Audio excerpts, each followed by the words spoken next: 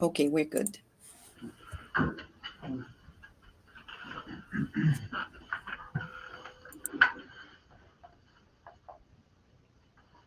So, message 77 from the Our Daily Bread book. To respond. To respond advantageously to heterogeneous intelligence requires superior qualities that the individual should make an effort to achieve. Not all the arguments can be directed indistinctly to the collectivity of comrades that strive among themselves in the evolving and redeeming tasks. It is necessary to refute each one with certainty. To the one that works in the country, we should not respond with reference to the spectacular activities of the city. To the person that discusses the roughness of his own individual path, we should not reply with highly scientific remarks. First of all, it is imperative not to be disagreeable to the listener, tempering the verbal attitude with legitimate comprehension of the problems in life. It will be considered as our duty to make a contribution, so that those who have deviated from simplicity and usefulness can be readjusted. Every response in an important matter is a remedy. It is indispensable to temper the proper dose, aiming at the effects. Each individual will tolerate and benefit from the proper dynamism. The very solution of truth and love in themselves should not be given without observing the same criteria. If applied in inadequate proportions, the truth could destroy, as often as love commonly loses. Even though you are questioned by the greatest evildoer, you should maintain a pleasant and dignified manner, in order to be clear and informative. Knowing how to respond is a virtue from the sphere of celestial wisdom. For your own good, do not forget the best method of caring for each individual. So then our initial prayer.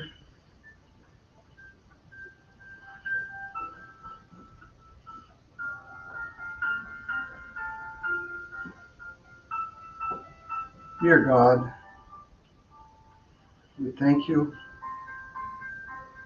for the opportunity that you have to be here united with this common goal of understanding your laws.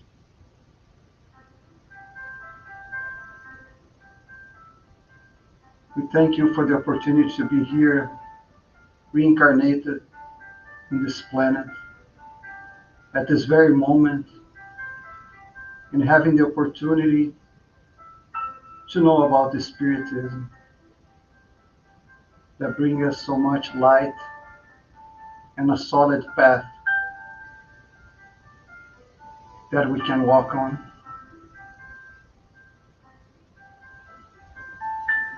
Thank you for the Spirit mentors that support our work and that prepare this environment especially for us,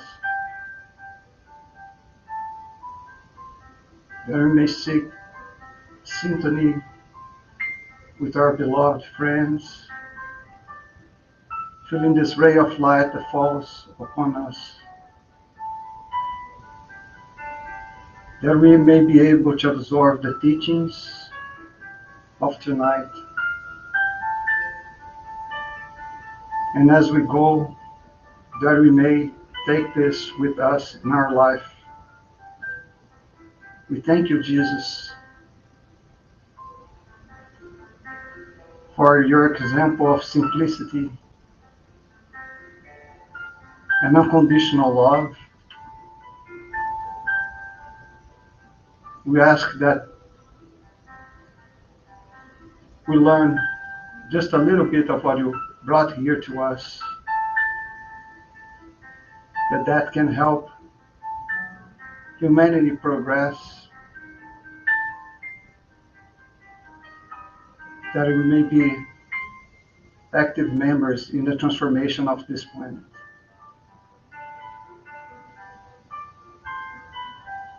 We thank you once again for this opportunity and that you may inspire Vanessa today on her talk to us. So be it.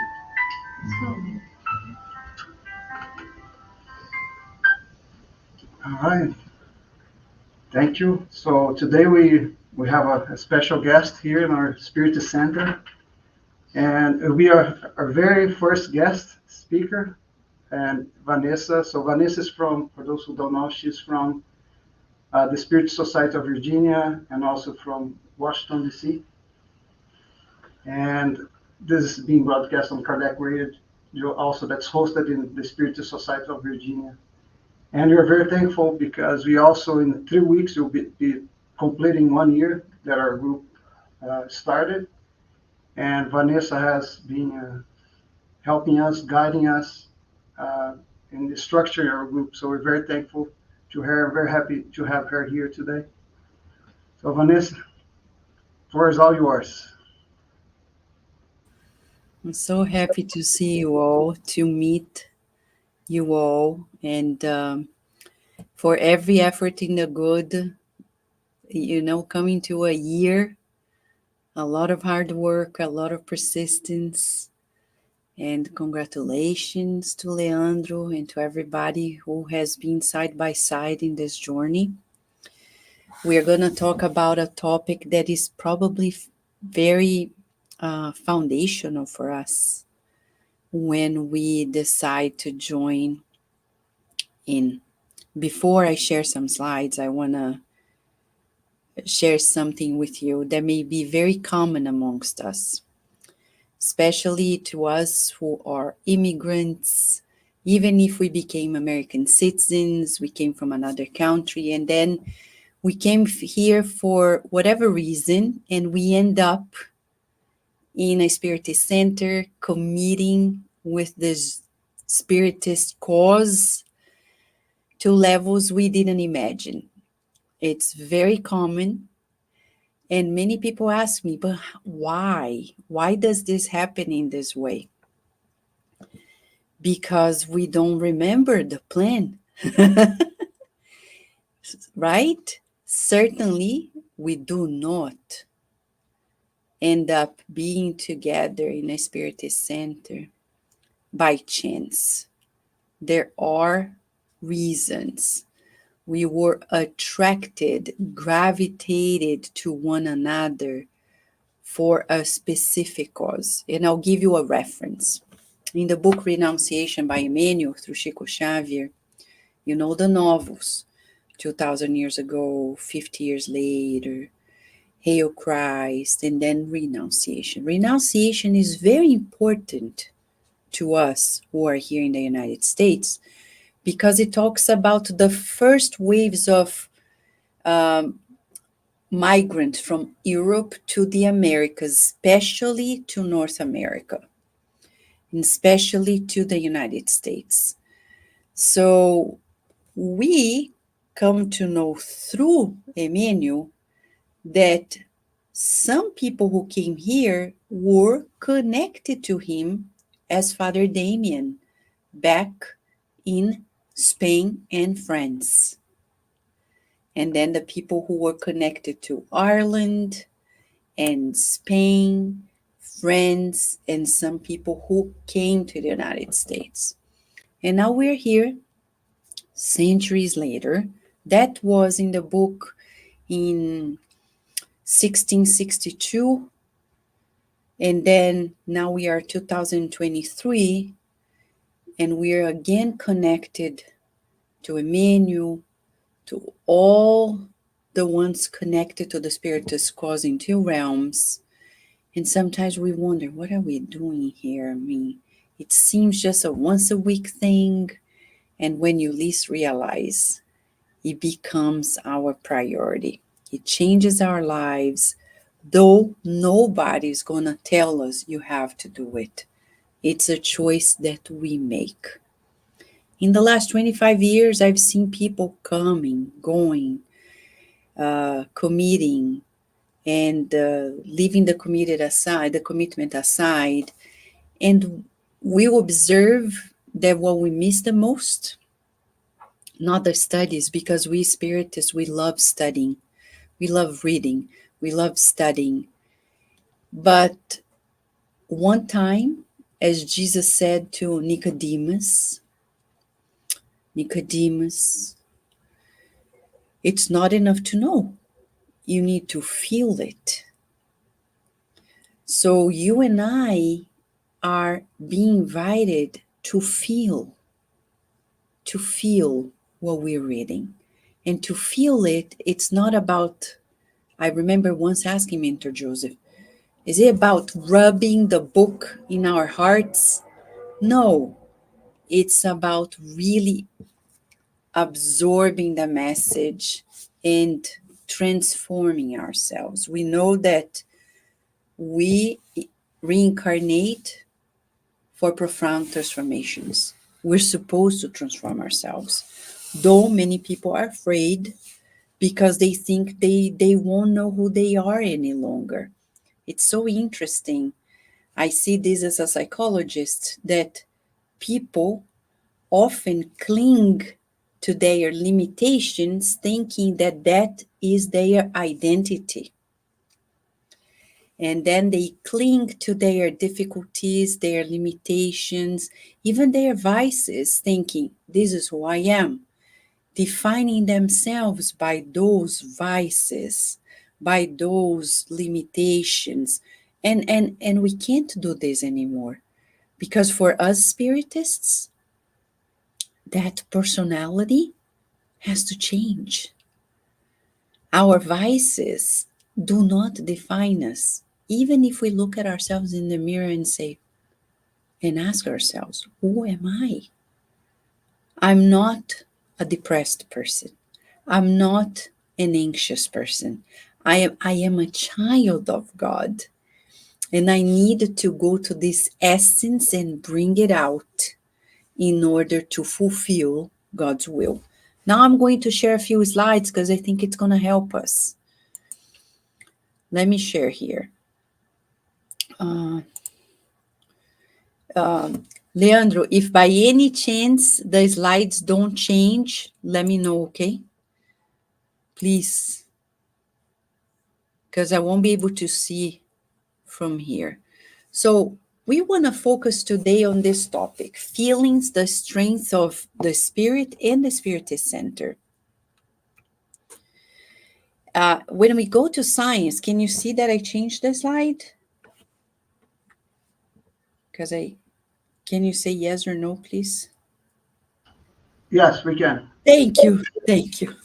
Because I can see the screen, so only my slides. So here I have this book, The Healing Power of Emotion, Affective Neuroscience Development Clinical Practice. Mainly, Dr. Siegel has been a leading force in the neuroscience of emotions. And when they write this book, they show to us, if we could summarize in one of their sentences, this, that we are hardwired to connect with one another. And we connect through our emotions. I know sometimes people are not prepared to deal with it because they're like, no, I am not an emotional person, because they think it's a weakness. And actually, it's our greatest strength. So emotional intelligence is a big part of us. And since humans are social beings, it is vital that we accept our connections and that we learn how to interact in a healthy way through our emotions and feelings. Even our brain, it's clear. I know this picture is complicated, but it's on purpose to show to us that when our eyes capture an event, a cascade of events is going to be working in our brain, especially in the limbic system, to give colors to the event in terms of feelings. In terms, we're going to appraise it and evaluate first, is it threatening or not? And then, what is it? Depending on the stimulus, we don't have time to think too much of it. We need a quick response to withdraw, freeze, run away, right? The fight or flight. So our emotions are directly connected with our preservation. That's why sometimes people get to the Spiritist Center and they look at each other. They don't know if they trust. In any human organization, should I trust? Should I not trust? Should I get close or not? Jesus is a model for us in terms of social emotional pattern. He was never afraid of any of us, no matter how threatening we seemed to be. He was never afraid. Why? He was in a human body and still he had the same structures in the brain. But certainly the physiology of this brain of Jesus was different because he was not afraid. He was not only courageous, but at ease to a point that he was relaxed. He didn't need to defend himself ostensibly. So we need to think about this to know how we're going to get there, because we want to get there. If we recognize that we have this emotional brain, we need to know how to train ourselves to make the best of it. And we know that even our brains, as you can see, these two beautiful cells, these two beautiful neurons, they are connected. Our brain relies on connections. Our physical body relies on the connections of ourselves. And so do we in our lives. The Spiritist Center relies on our connections to be what it is and to develop to the next level. So that's why I am going to mention a story from this book, Torments of Obsession. I don't know if this book is already, because they are revamping the website. So I don't know if we translated this book, Torments of Obsession. We have some of these chapters published in the Spiritist magazine, which has an app free of charge, a website, you can get the PDFs, wonderful studies. And there's a specific case there that is very interesting for us. Evaldo's case. Evaldo was a man who, before reincarnating, he was committed to being a spiritist in the next reincarnation and a politician at the same time. He was born in a spiritist family with a wonderful mother. And he got married to a woman who was a spiritist, wonderful woman. He got married. He was going to the Spiritist Center, committing to helping. They got married. They started having children. And like many people, when profession, when family comes in place, they start putting that Spiritist commitment aside.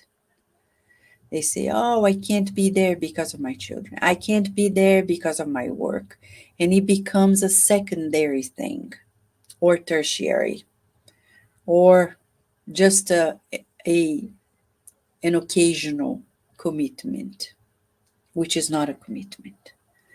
Well, Evaldo at some point said, don't have time for this anymore. I'm a politician now.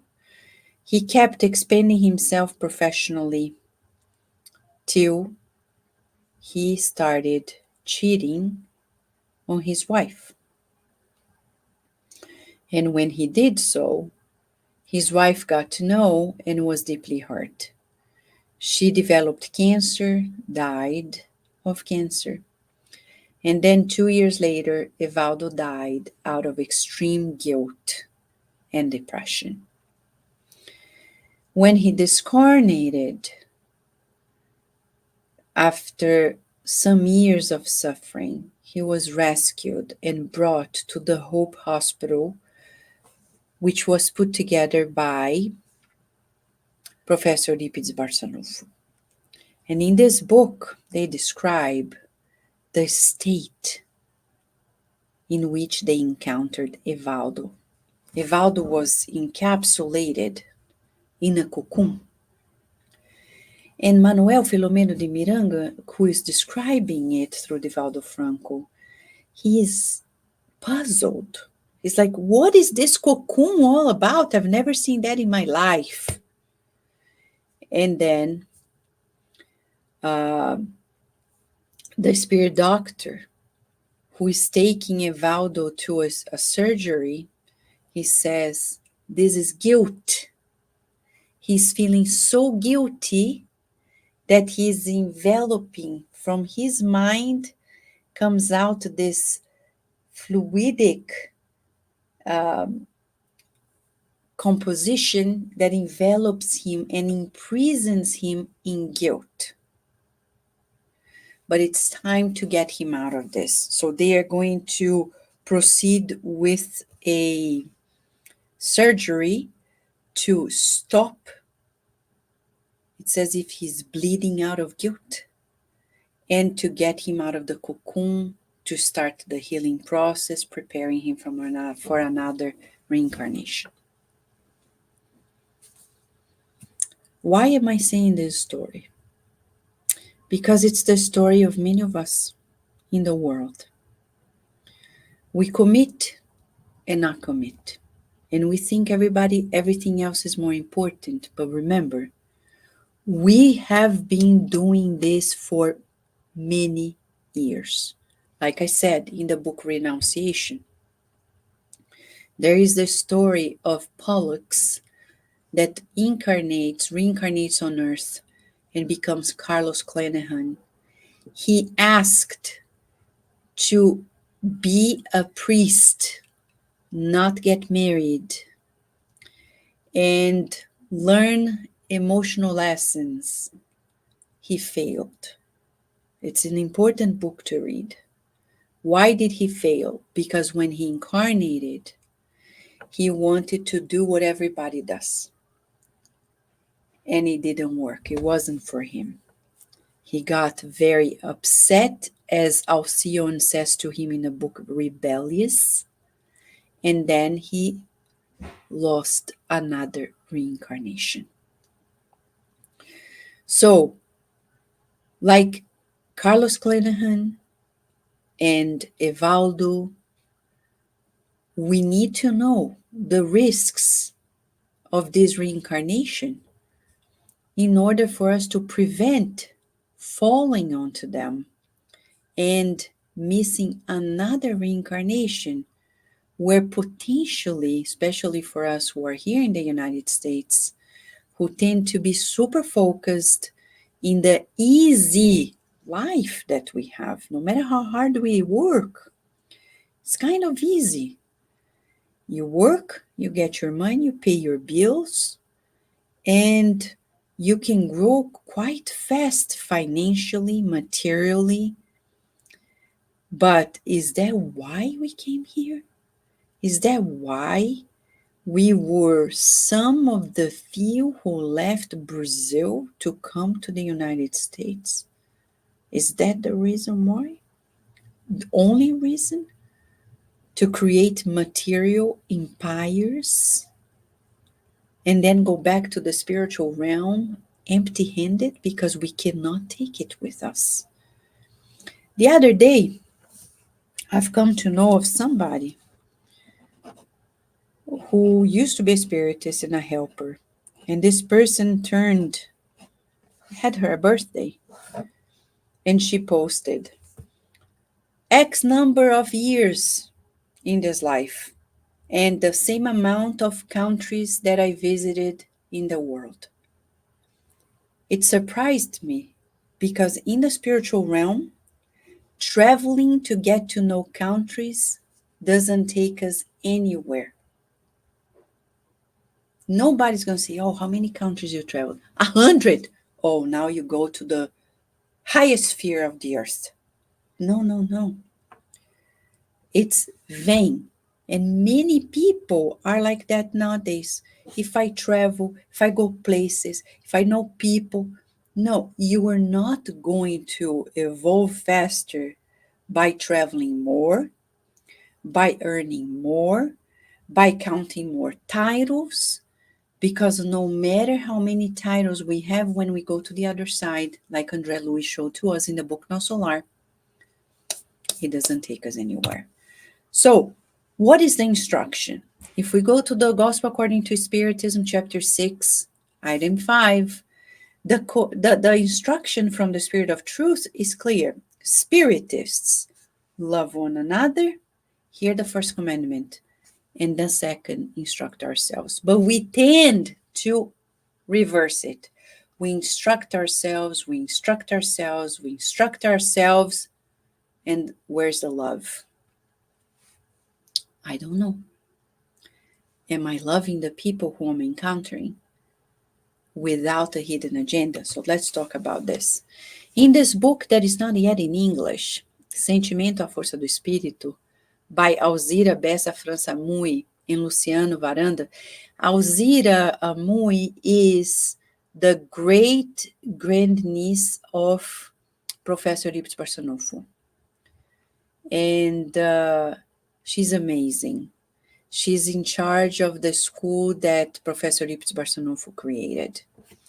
And she shares with us this amazing book that talks about feelings, the force of the spirit.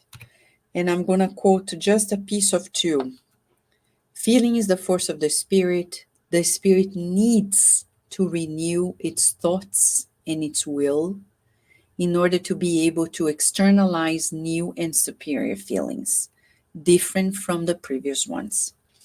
So you and I reincarnate to renew the way we feel things about ourselves, about God, about every person we meet.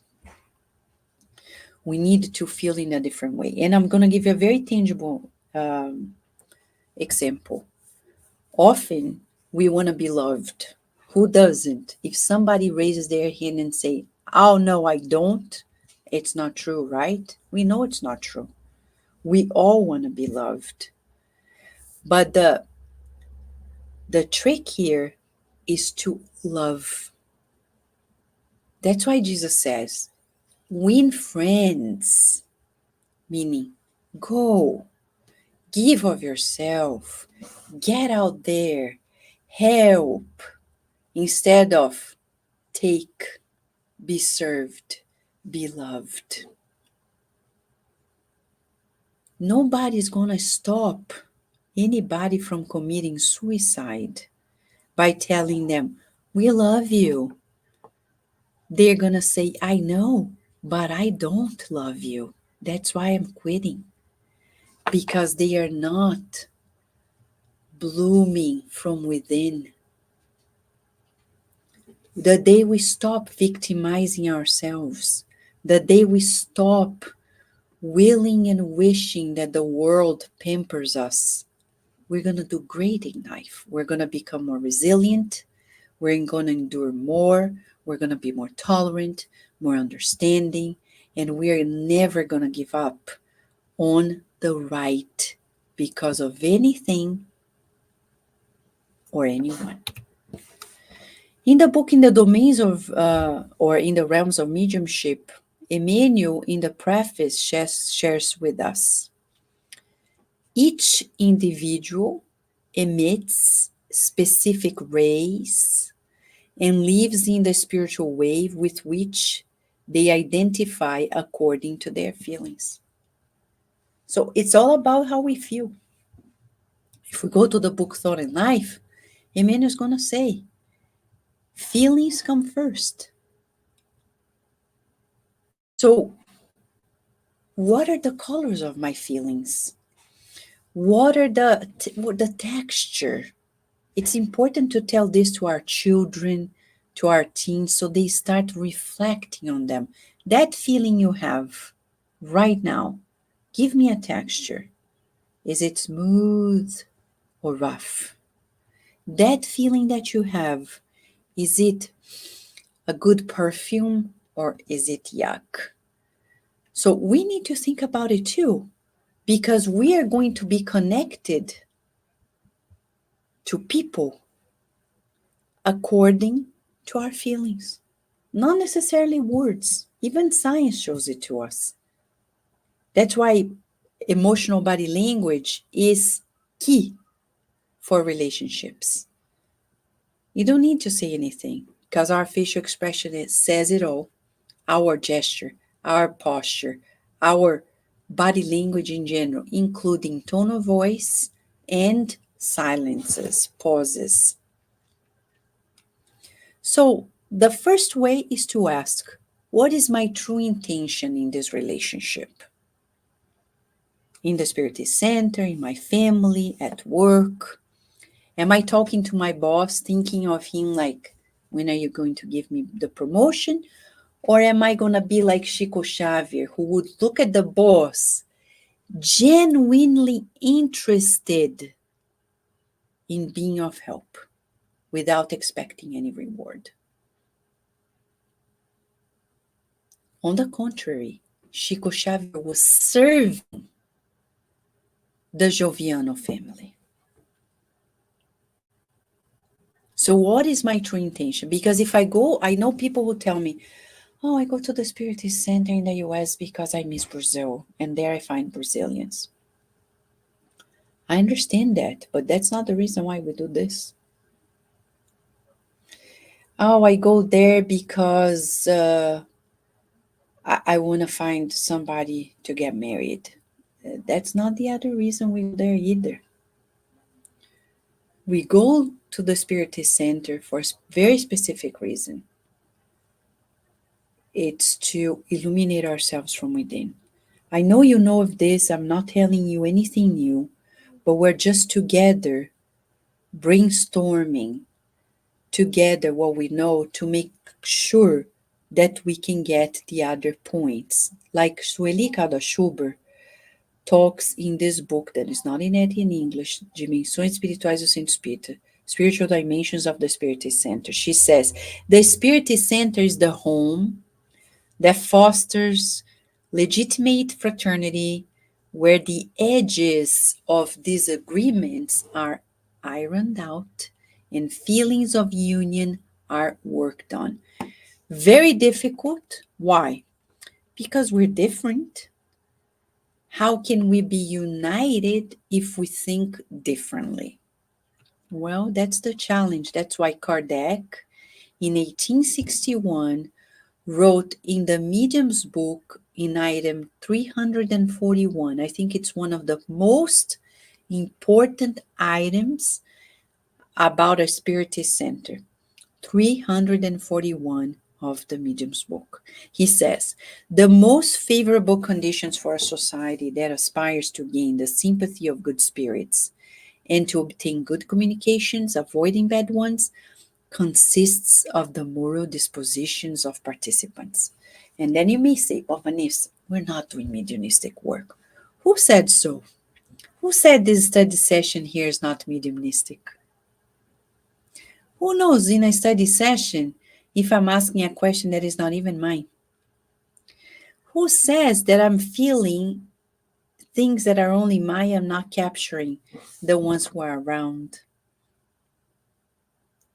And any Spiritist center to work well needs to attract the sympathy of the good spirits and to avoid the bad ones. So how can we achieve it? There's no escape. Moral disposition. So if I go to the Spiritist center, do a beautiful study, and then like said André Luiz in the book In the Realms of Mediumship, there is a particular chapter in which they say that the medium who was married left the meeting and went home and slept.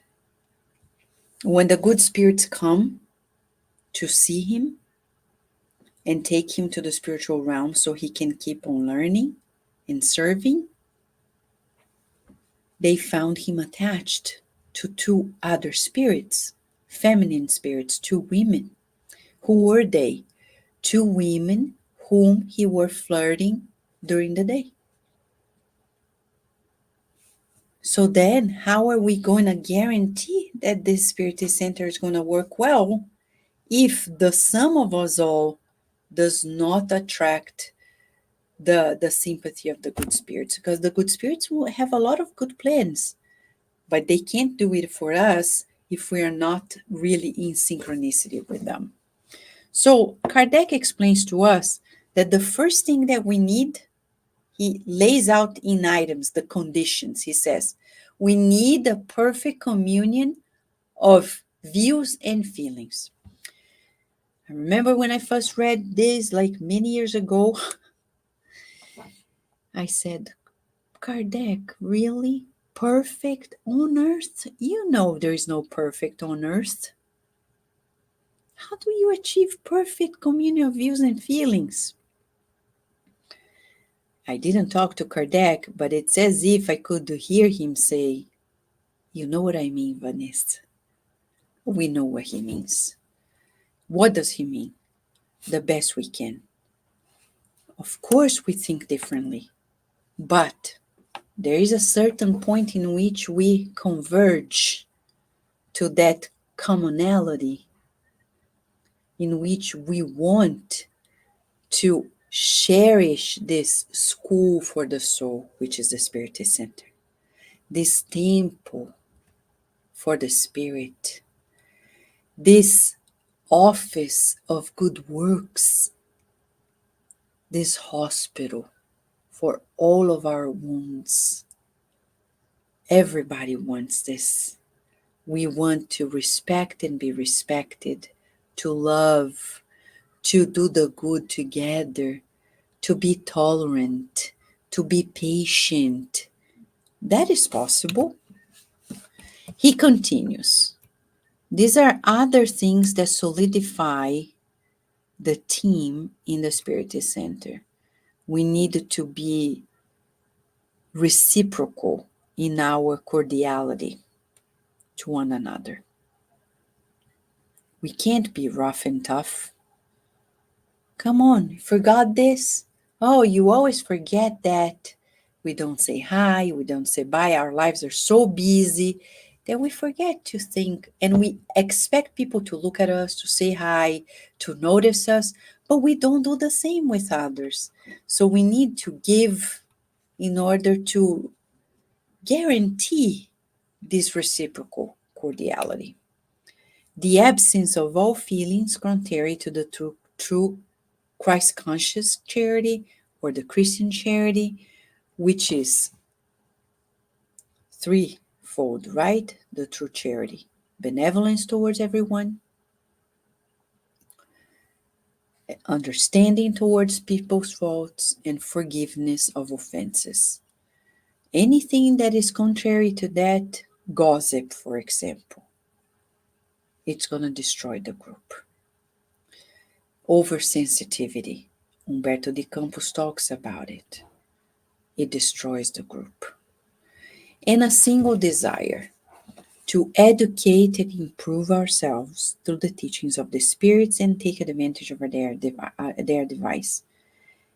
It seems obvious, but it's not quite, because I know many people, and you may know them too, who say, I know, no, come on. Today is Friday. It's happy hour. No, but come on. This is not the Spiritist Center now. Come on, let's drink away, drink the night. Tomorrow is another day. But that's not what the spirits are telling us. They say clear cut that every sip you take, you are connected. Read the first chapters of the book, Sex and Destiny. It doesn't take more than a sip to be connected, to be vampirized. They say it and then I don't care. It's just one thing. And the union of all participants through thought to the appeal made to the spirits that are evoked. Every time we say a prayer, we are evoking the good spirits, that they are leading us into this moment. And the exemption from all feelings of pride, self-love, and supremacy, and the only desire to be useful. So it's almost like a checklist for us, huh? It's as if we could make a checklist and say, am I being cordial, kind? Am I willing to educate myself? Am I willing to improve myself? Am I willing to pay attention to the Spirit's advice? Am I united with everybody else? Or am I trying to stand out? Am I trying to be above everyone? Am I willing to be served instead of being useful? So it's a good checklist for us. And if we want to solidify a little bit more of this, Instructor Alexandre, in the book Missionaries of the Light by André Luiz Trujillo Xavier, says, a whole army of Christ workers works in each nucleus of your activities related to spiritualization, and they call you to reach the enlightened, illuminated feeling, to active virtue, to the superior department of inner life. I know you feel it. Me too. We feel good, don't we? Sometimes we're tired during the day, saying, oh my gosh, I love going there, but I don't feel my body's going there with me. But then we say, let's go there. Once we're there, when we leave, we're like in heaven. We feel so blessed because we're not alone. You and I are not alone. When these things work on earth, it's because there is a higher purpose. Certainly. And still, I need to ask myself, what is my true intention? What is the reason why I'm doing this? And that's why we need to be careful to have caution regarding the half good. In Portuguese, this is a message that Emmanuel says that is titled O Meio Bem, the half good. And amongst many things, he says, the half good, the good requires total giving so that the good of all can be achieved in the world. That is why the Spiritist doctrine makes it clear to us that the good must be done with absolute disinterest and tireless devotion, without it being good for us when it comes to our person to claim any good. And I'll give you a true story of a man whom I met. He was quite young. He became a Spiritist. He translated books, gave passes, was counselor in a mediumistic meeting, coordinated study sessions, gave talks. But one day, he came to speakers who were visiting us from Brazil, and he used to ask for years. Year after year, he would ask, I'm waiting for my promotion work. It's not happening. Why? Till the day he gave up on Spiritism. Why? Because he didn't receive what he wanted. So he was bargaining with God. He was doing that with the intention of being promoted at work, not necessarily because of the cause itself or because of his own transformation. And everybody whom I see who does this bargaining with God, they quit. And it's bad for them because when they quit, they are quitting on themselves. Look at Emmanuel when he was Publius Lentulus. In the book 2,000 years ago, he says, I failed. I was the most respected senator in the Roman Empire at his time. He was crowned to it, and yet he says, I failed in that reincarnation. Why? Because he was not supposed to be the best senator. He was supposed to be the best senator who embraced the Christ consciousness, taking the consequences for it. He didn't have the courage, he didn't have the humility, he kept his pride up, he quit. In Spiritism, Valdo Vieira, who was once a partner in Spiritism with Chico Xavier and wrote many books like Evolution into Worlds and Mechanisms of Mediumship and others, he one day said, I quit. I want something bigger than this. Because he wanted to be a guru. And he made it. He created a new thing. Many people started being around him. Where is he now? People don't talk much about what he created. And not only that, when I asked Dr. Marlene Nobre, who was very good friends with Chico Xavier, what happened to Valdo Vieira? She said, Chico Xavier told me that Emmanuel said that it's going to take 1,500 years for Valdo Vieira to be given such an opportunity again. Because I know many people come to me and say, yeah, next life I'm going to be a great spiritist. I'm going to help. I'm going to be dedicated. Next life. And they think next life they will be given that opportunity. They forget that the boss is not theirs, not theirs. They are not the boss. The boss is saying, you're not going to fit in the game now. Our own conscience, we still have to repair the damage, because when we quit, many people who depend on us don't reach what they need to reach. So we're co-responsible for all the lives that were lost in our lost cause. Let's think about this.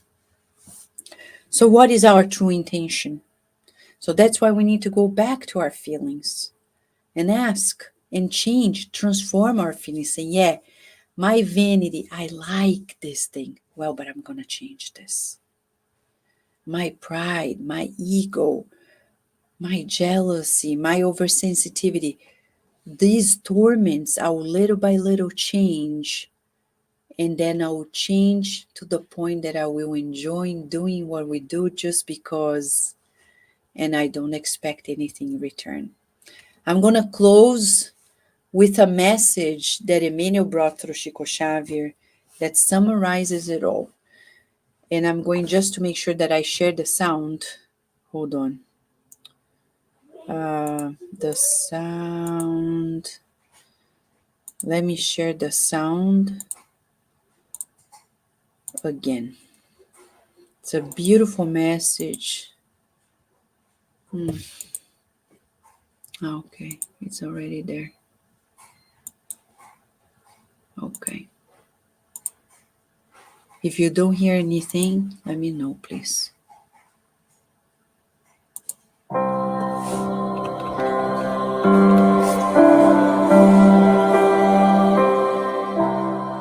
Jesus, Kardec, and thus. Had Jesus thought too highly of himself so as not to tolerate contact with human weakness? Had he believed that everything should be left for God to do? Had he admitted that we were forever lost in our rebellion and delinquence? Had he constrained the success of his teachings to the support of the highly educated? Had he waited for monetary endowment and political backup in order to carry out his work? Or had he backed down in the face of sacrifice? We certainly would not have the light of the gospel, which opens for us the path to spiritual emancipation. Had Allan Kardec overrated his earned position in the aristocracy of intelligence, placing deserved honors and titles above his own convictions? Had he been expecting the partaking of illustrious personalities in the message which he bared? Had he waited for financial support to plunge into the task? Had he considered his difficulties as an educator with scarce time to devote to commitments outside his profession? Or had he backed down in the face of the slanders and personal attacks which marked his path? We would not have the Spiritist codification which complements the gospel and integrates us into the responsibility of living. Reflecting on Jesus and Kardec, we do not understand our thoughtlessness when we declare ourselves too virtuous, too busy, too educated, too shy, too incapable, or too disillusioned to attend to our own obligations in the Spiritist philosophy. If we consider this, the master and the apostle of human renovation passed among men, suffering lacerations and exemplifying the good for love of the truth, while we, indebted consciences, run away from learning and serving for our own benefit, undoubtedly we will be, without noticing, under the hypnosis of an unseen obsession, showing balance on the outside and madness on the inside.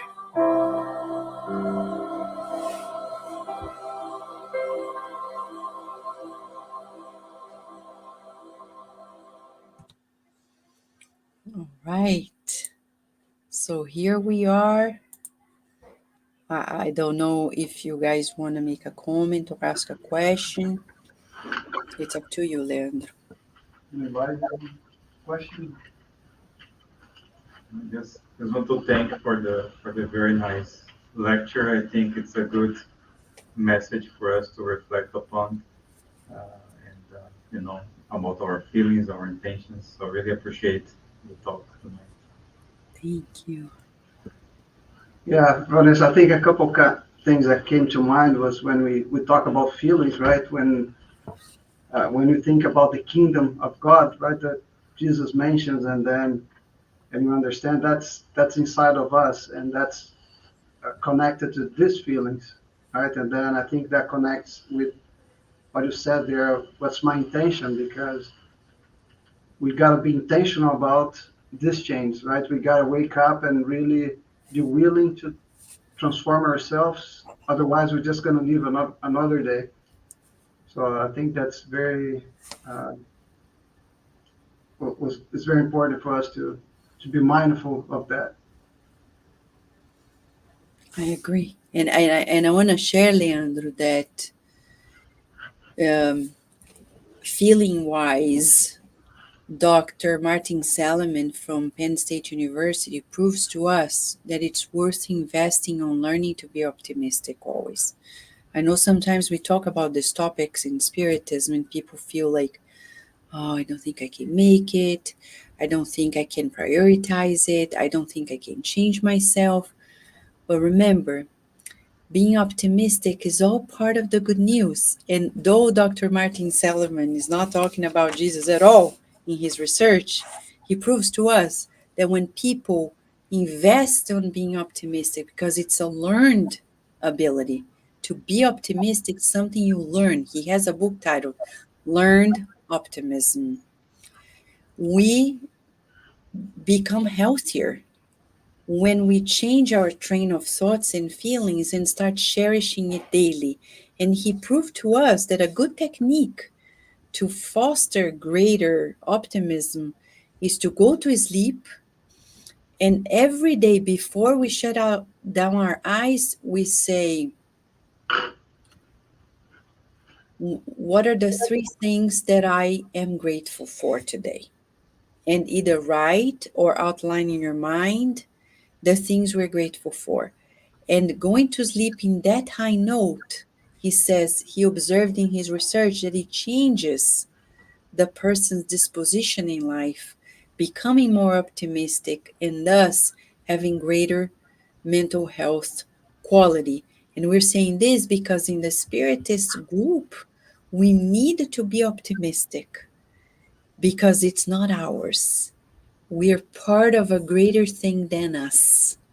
Think about it. I'll share something with you because I don't know. Leandro knows of this because he knows some people in my family, right? Mhm. Virgílio. But Virgílio, whom he knows in Itajubá, Minas Gerais, is a cousin of mine. His father is my grandmother's twin brother. Their grandparent and father, together with another family, opened a Centennial Spiritist Center in Brazil. That center today is 107 years old. And when they started, Brazil was barely a Spiritist country. And look at us today. Thanks to their dedication, their devotion, it passed on to many of us. And today, we're passing on to other people here. And imagine if we keep on doing what we're doing, who is going to be here in 100 years and counted on us to be here today in Spiritism? So Yeah. we're very optimistic, though fully aware of what we need to work upon to do this, right? Yeah. And lastly, I just want to comment about when you said humility, right? Is the of us understanding our smallness, but at the same time not losing sight of our important role that we have in God's work, right? Yes. Did you pass that study to everybody who knows Portuguese? The Which the one? the Terra de Ismael. Yeah, I think for most of them, yes. Oh, good. Yeah. You see, we are at advantage because we can get these amazing morning short studies that are so illuminating, right? Hmm. And instructing ourselves to share with others. I think Daniel Pion and his mother, they are here saying that they are optimistic too. Thank you, friends. Thank you, friends. They were there in the Spiritist Center recently. They were visiting Brazil and they visited that family Spiritist Center in the countryside of São Paulo, Brazil, just reminding us that if we do our share here, others will be benefited too. We may be, as Leandro reminded us, not much, but like Anna said this morning, even the worm, if you take the worm away, it's we're gonna miss the worm in his work in the soil of the earth. So if we're the worm, we better stay there, right? Working our share to make sure that whomever needs this soil is gonna have a well prepared soil. All right. Yeah, thank you so much, Vanessa, once again. And if you don't mind, I'll ask you to do the final prayer then. Yes.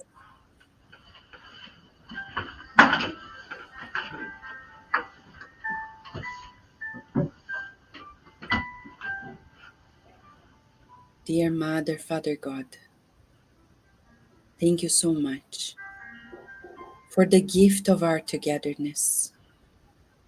It's so good to make new friends, to encounter one another, reminding ourselves of when we were together in the spiritual realm, asking for this opportunity and committing together to being here, learning, evolving, and sharing the much that we have received. What a gift for us of your generosity to bring the light of Spiritism in our lives. Bless this center, the Spiritist Society of Raleigh, all of its members in two realms. May it flourish always in kindness, in friendship, in the good, reaching out to those who are less fortunate, not only in material life, but in spiritual life, in emotional life. We visualize you, Master Jesus, the reason why we are here on earth, blessing everyone. And we feel your loving hug, your kind smile, and your reassurance that we are exactly where we need to be. May your healing heart heal our hearts. May we feel safe with you. We visualize you giving these passes on to us, this energy medicine to fortify us and our loved ones, protecting our homes and transportation, our workplaces, our children's schools, our cities, our states. And may those who are right now experiencing cruelties, hardships, hear you saying how much they are loved and awaited in the kingdom of God in their hearts, asking for your blessings and permission. We close this moment of study together, of deep therapy for our souls, and so be it. Okay.